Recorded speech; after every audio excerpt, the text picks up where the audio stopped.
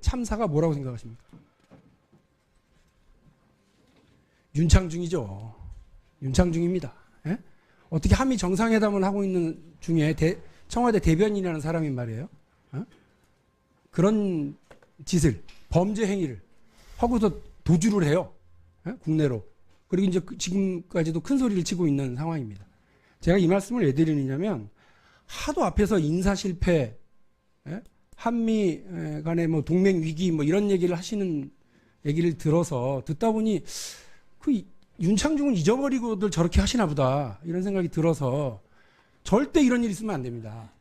있을 거라고 생각하지도 않고요. 그래서 혹시나 이런 그 한미 정상회담 중에 다른 뭐 오해를 살 만한 일이라도 있지 않도록 우리 비서실장님께서 윤창중 같은 일 없도록 잘 좀 해주셨으면 고맙겠습니다. 네, 그렇게 하겠습니다. 우리 장하성 실장님께 질의 좀 드리겠습니다. 그 재벌 총수 일가의 편법적인 지배력 강화를 방지하겠다라고 하는 건 문재인 대통령의 경제민주화 공약이시죠? 네. 예. 그 관련해서요. 공익법인에 대한 지적이 오래도록 있어 왔습니다. 공익법인과 지주회사가 총수 일가의 지배력 강화와 부당이익 수치 등의 통로가 되고 있다고 하는 지적이 있습니다. 잘 아실 거고요.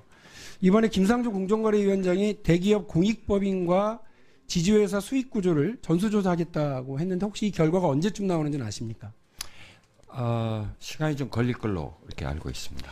그 보도에 의하면 늦으면 내년 6월에나 나온다는 겁니다. 그러니까 전수조사가 나올 때까지 이 문제를 가만히 두고 봐서는 안 될 거다는 생각이 듭니다. 정부가 제도적으로 제도 개선 방안도 마련하고 행정 조치를 할 수 있는 거라면 적극적으로 해야 되거든요. 왜냐하면 이미 여러 군데에서 확인이 되고 있습니다만 저 보도는 조선일보 11월 3일자 기사인데요. 여기 보면 맨 마지막 부분에 5대 그룹 중에 이제 B 임원이라고 되어 있습니다. 누군지는 모릅니다. 근데 뭐라고 되어 있냐면 공익재단 의결권을 갑자기 규제하면 지배구조 안정성이 급격히 흔들릴 수 있다고 걱정을 했다는 겁니다.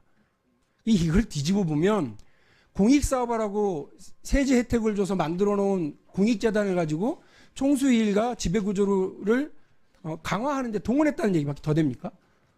이런 일을 방치해두면 저는 안 된다고 봅니다. 아까 그 첫 번째 질의 때도 제가 말씀드린 건 뭐냐면 국민상식에 반해서 재벌들이 그 혜택을 보는 그런 제도, 규정 이런 걸 방치하면 안 됩니다. 그거 공정한 사회가 아니거든요. 이것도 마찬가지입니다. 장학사업해라, 문화사업해라, 사회사업해라 이런 거 하겠다고 계획서 제출하고 어마어마하게 세제 혜택 보고 세금 한 푼도 안 갔잖아요.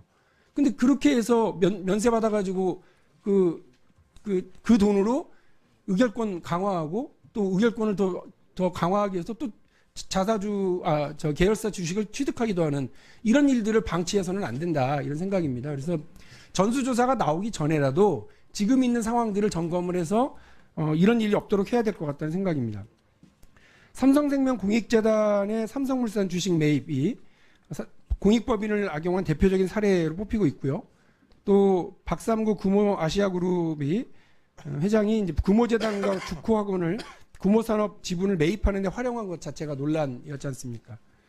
그래서 이런 그 확인된 그 관행, 잘못된 문제에 대해서는 좀 적극적으로 조치를 취해 주셨으면 좋겠다는 생각인데요. 이에 대한 우리 장하성 실장님의 의견과 적극적인 계획이 있으신 말씀 주십시오. 우리 의원님도 잘 아시는 이 마이크로소프트의 빌 게이츠 같은 경우에 거의 전 재산을 자기 재단에 투하하고 있는데 대개 미국이나 유럽 경우에 이런 재단을 설립할 경우에 주식으로 하지 않고 마이크로소프트도 그렇습니다만 그 주식을 전액 현금화해서 재단에 기부하는 그것이 일반화되어 있는 그런 형태입니다. 그래서 뭐 앞서 그 기사에 나온 것처럼 현재 현황이 그렇기 때문에 급작스러운 변화를 일으켰을 때 여러 가지 혼란을 피하면서 어떻게 이 문제를 장기적으로 해결해 갈지 한번 검토를 해보겠습니다. 좋은 방법이신 것 같고요. 그 재벌 계열의 공익재단들이 가지고 있는 계열사의 주식에 대해서요, 주식을 통한 어떤 뭐 배당 수익 이런 거는 얻어서 하면 되잖아요. 근데 그걸 가지고 의결권 행사에 참여하지 못하도록 제한을 두는 방안에 대해서 적극적으로 검토해 주시면 고맙겠습니다. 네, 알겠습니다. 나오는지는 아십니까? 시간이 좀 걸릴 걸로 이렇게 알고 있습니다. 그 보도에 의하면 늦으면 내년 6월에나 나온다는 겁니다. 그러니까 전수조사가 나올 때까지 이 문제를 가만히 두고 봐서는 안 될 거다는 생각이 듭니다. 정부가 제도적으로 제도 개선 방안도 마련하고 행정 조치를 할 수 있는 거라면 적극적으로 해야 되거든요. 왜냐하면 이미 여러 군데에서 확인이 되고 있습니다만 저 보도는 조선일보 11월 3일자 기사인데요. 여기 보면 맨 마지막 부분에 5대 그룹 중에 이제 B 임원이라고 되어 있습니다. 누군지는 모릅니다. 근데 뭐라고 되어 있냐면 공익재단 의결권을 갑자기 규제하면 지배구조 안정성이 급격히 흔들릴 수 있다고 걱정을 했다는 겁니다. 이걸 뒤집어 보면 공익사업하라고 세제 혜택을 줘서 만들어 놓은 공익재단을 가지고 총수일과 지배구조를 강화하는 데 동원했다는 얘기밖에 더 됩니까? 이런 일을 방치해두면 저는 안 된다고 봅니다. 아까 그 첫 번째 질의 때도 제가 말씀드린 건 뭐냐면 국민상식에 반해서 재벌들이 그 혜택을 보는 그런 제도, 규정 이런 걸 방치하면 안 됩니다. 그거 공정한 사회가 아니거든요. 이것도 마찬가지입니다. 장학사업해라, 문화사업해라, 사회사업해라 이런 거 하라고 하겠다고 계획서 제출하고 어마어마하게 세제 혜택 보고 세금 한 푼도 안 갔잖아요. 근데 그렇게 해서 면세 받아가지고 그 돈으로 의결권 강화하고 또 의결권을 더 강화하기 위해서 또 계열회담 중에 다른 뭐 오해를 살 만한 일이라도 있지 않도록 우리 비서실장님께서 윤창중 같은 일 없도록 잘 좀 해주셨으면 고맙겠습니다. 네, 그렇게 하겠습니다. 우리 장하성 실장님께 질의 좀 드리겠습니다. 재벌 총수일가의 편법적인 지배력 강화를 방지하겠다라고 하는 건 문재인 대통령의 경제민주화 공약이시죠? 네. 예. 그 관련해서요. 공익법인에 대한 지적이 오래도록 있어 왔습니다. 공익법인과 지주회사가 총수일가의 지배력 강화와 부당이익 수치 등의 통로가 되고 있다고 하는 지적이 있습니다. 잘 아실 거고요. 이번에 김상조 공정거래위원장이 대기업 공익법인과 지주회사 수익 구조를 전수조사하겠다고 했는데 혹시 이 결과가 언제쯤 나오는데 참사가 뭐라고 생각하십니까? 윤창중이죠. 윤창중입니다. 예? 어떻게 한미 정상회담을 하고 있는 중에 청와대 대변인이라는 사람이 말이에요.